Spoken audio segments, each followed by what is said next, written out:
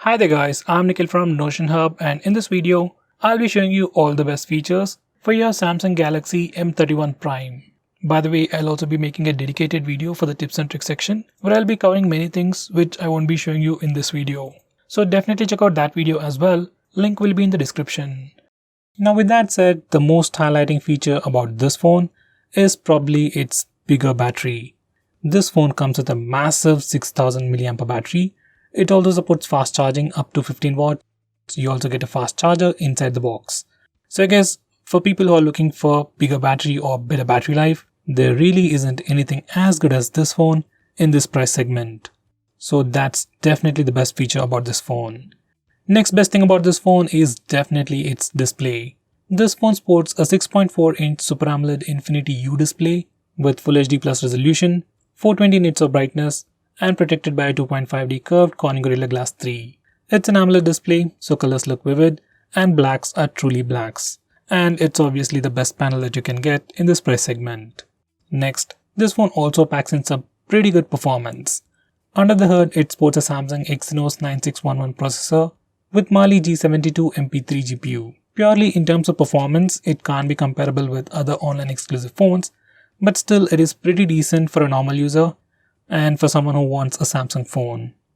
Next, this phone also packs in some pretty decent cameras.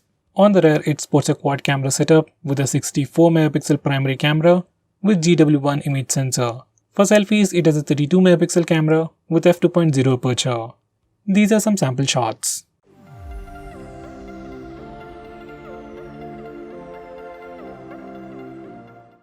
Next we have split screen mode. To open any application in split screen mode, you need to first open that application, go to the recent apps page, click on the app icon and select open in split screen. Then that application will open in a split screen and you can select the secondary application from your recent apps, or you can go to the home screen and select the secondary application from there. You can find this feature on all Android phones and this is how you can use it on this phone. Next we have pop-up view, which opens an application in a floating window. Opening an app in pop-up view is similar to split screen mode. Once you open an application in a pop-up view, you can change its transparency, make it a bit transparent. You can minimize it to a floating bubble, just like Facebook chat heads, maximize it or even close it.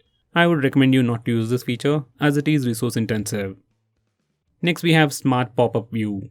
This feature allows you to open applications in a pop-up view every time you get a notification from that application. First, you need to enable this feature for the desired application.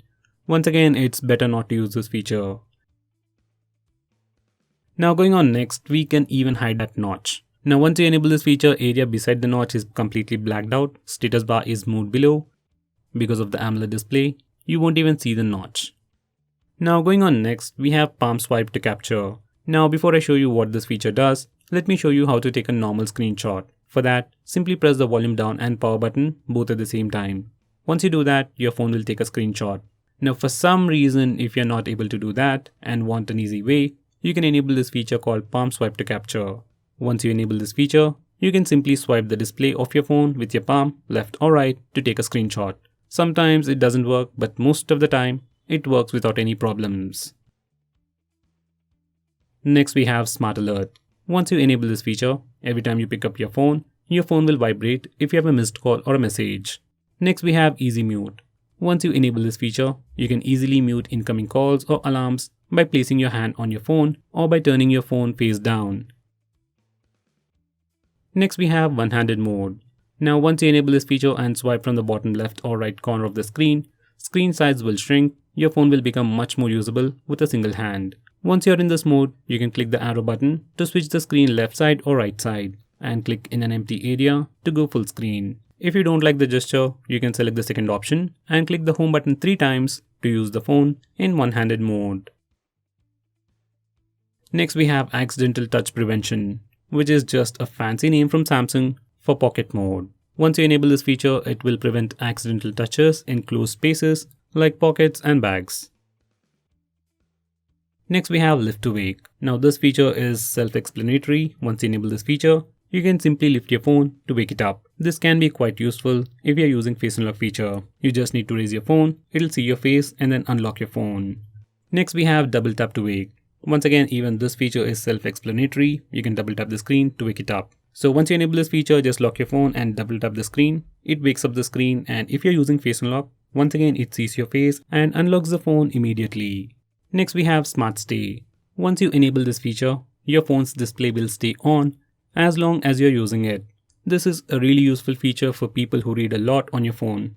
Let's say you're reading an article or a book on your phone, then the display won't turn off at screen timeout. Next we have Smart Capture. Now this is a very common feature found on many other phones, but this feature is only available on the high-end phones on Samsung. Now once you enable this feature, every time you take a screenshot, you get additional options to take a longer screenshot or edit a screenshot before saving it. Just in case if you can't find this feature on your phone, make sure you have Smart Capture option in additional settings. Next we have Digital Wellbeing. Now this is actually a feature from Google, so it should be on all the Android phones. Now this feature will record all your activity on your phone, like how long you're using your phone, which apps you're using a lot, and how many times you have opened a particular application. So this feature gives you all that information, and you can see which apps you open frequently and which apps you're addicted to.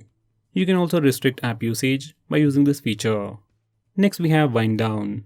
Now this feature is built into the Digital Wellbeing application, but it has its own unique features. Now this feature Wind Down will help you sleep quickly at night. You can turn it on manually or schedule it to automatically turn on at a specific time.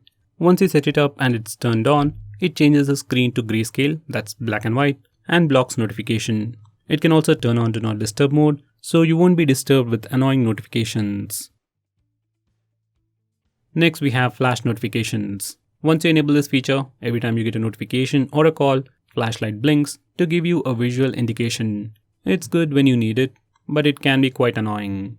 Next we have Auto Call Recording. Now this feature allows you to record calls automatically on your phone, whether you get a call or make a call. You can enable this feature from the phone dialer settings. Next we have Blue Light Filter. Now just like the name suggests, once you enable this feature, it puts a warm tint on the screen and filters the blue light, which is supposed to help you sleep better at night. We can also change the intensity of the filter using the slider. We can also schedule it to turn on and turn off automatically at a specific time. Now going on next, we have the option to change the font on this phone. Usually most Android phones don't give you this option, but on this phone, you can change the font. By default, you get 3 different fonts, and if you're not happy with them, you can download more from the Samsung store. Next we have Game Launcher. Now once you enable this feature, it will create a folder called Game Launcher on your home screen, and you can keep all your games in that folder. Now from this interface, you can change your performance mode. You can set it to balanced, power saver, or even high performance. So once you set up your power profile, every time you open a game, your phone will automatically switch to that power profile.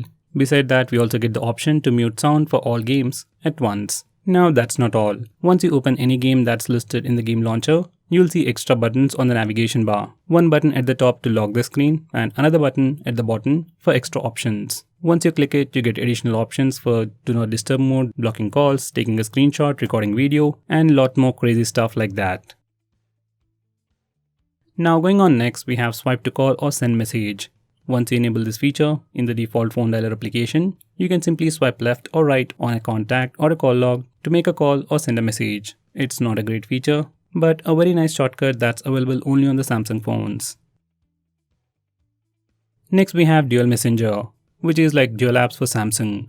Using this feature, you can have 2 Snapchat accounts, 2 Facebook accounts, or even 2 WhatsApp accounts on the same phone. Now this features might seem awesome, but it only works with few applications. Like if you want to use 2 Paytm accounts on the same phone, you can't do it using this feature. With that said, if you really want to do it, like if you want 2 Paytm accounts on the same Samsung phone, you can try using Secure Folder feature.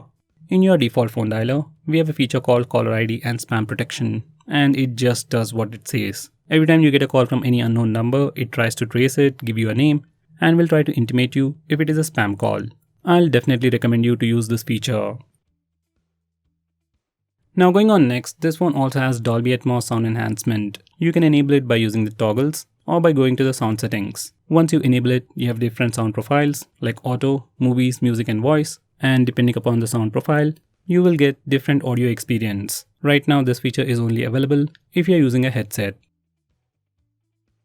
Now going on next, this phone even comes with Samsung themes, or just the themes. You literally have hundreds of themes to choose from, both free and paid, and you can completely change the look and feel of your phone. Starting from wallpapers to UI elements to app icons, it literally changes everything.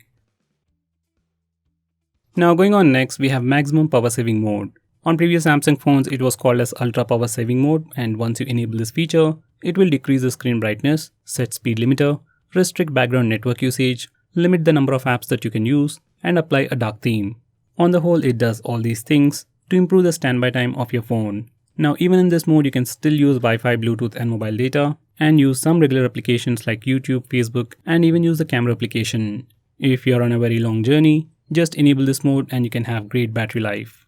Now going on next, we can also increase the touch sensitivity of the display. Now most of the time, if you add a screen guard or a tempered glass to your display, touch sensitivity might go down. In that case, you can use this feature. Now going on next, we have lock screen stories. If you want to see something interesting and useful information every time you see the lock screen, just enable this feature. Once done, every time you try to unlock the phone by going to the lock screen, you will see a different story. Now going on next, this phone also comes with a dedicated SD card slot. If the internal storage is not sufficient for you, you can always add in an SD card and expand the storage. It's not a big deal, but if you need extra storage, that dedicated SD card slot will come in handy. Now going on next, we can also reduce animations on this phone. Now for some reason, if you want to reduce animations and thereby reducing the CPU load, then you can do it on this phone by just disabling this toggle. Even if you reduce animations, there are still some animations going on, and for some reason if you want to completely remove animations, you can do it from the accessibility settings. Personally, I'll stick with animations even at a cost of performance and battery life. Now going on next, we can also disable fast charging. Now this phone, as you might have already known, comes with fast charging, supports fast charging, and comes with a fast charger inside the box. But for some reason, maybe for a prank or something else, if you want to disable fast charging, you can do it from the battery settings. So guys, that's pretty much it for this video. Thanks for watching. If I missed out on anything important, do let me know by commenting below this video, and definitely check out my video on the tips and tricks section where I'll be talking about many things which I didn't cover in this video. By the way guys, if you're planning to buy this phone, use the link in the description. It always helps the channel. And if you want us to make any specific video or if you have any questions, tweet out to us with the hashtag AskGreedyTech on Twitter and we will try to make it as soon as possible. I'm Nikhil from GreedyTech signing off. Have a nice day.